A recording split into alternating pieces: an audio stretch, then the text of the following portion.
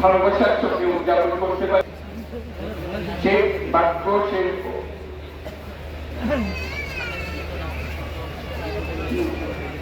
Message আমরা যেন সবার কাছে পৌঁছে দিতে পারি। আজকে আজকে একটা অটুট ঐক্য গড়ে তোলার দিন, এবং আমরা স্থায়ী ভাবে এই ঐক্য গড়ে তুলতে চাই।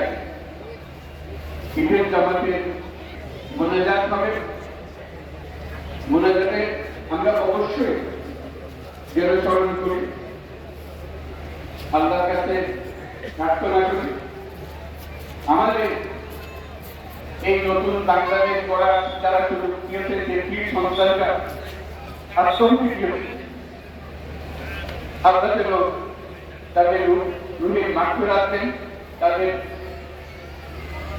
শান্তি দেন। আমরা তাদের মোনাজাতে আমরা অংশ রাখি।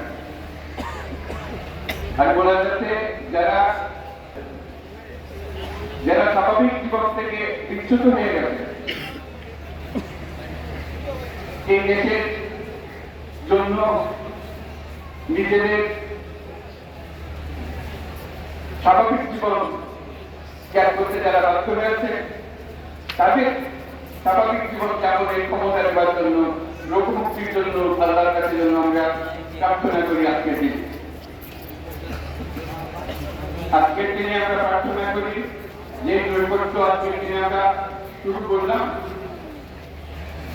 এই নৈকট্য এবং এই ঐক্য জাতির জন্য যেন স্থায়ী হয়, আমরা যেন একটা ঐক্যবদ্ধ জাতি হিসেবে সামনে এগিয়ে যেতে পারি।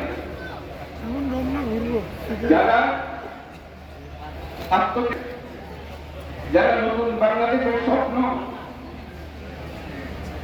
বাস্তবায়ন করার জন্য নিজের আত্মহুতি দিয়েছেন, বেঁচে থাকলেও যাপন করতে পারছেন না, তাদের স্মরণে আমরা যেন মোনাজাত করি আল্লাহর কাছে। আমরা অবশ্যই সেই সত্য করব, যত বাধা সত্ত্বেও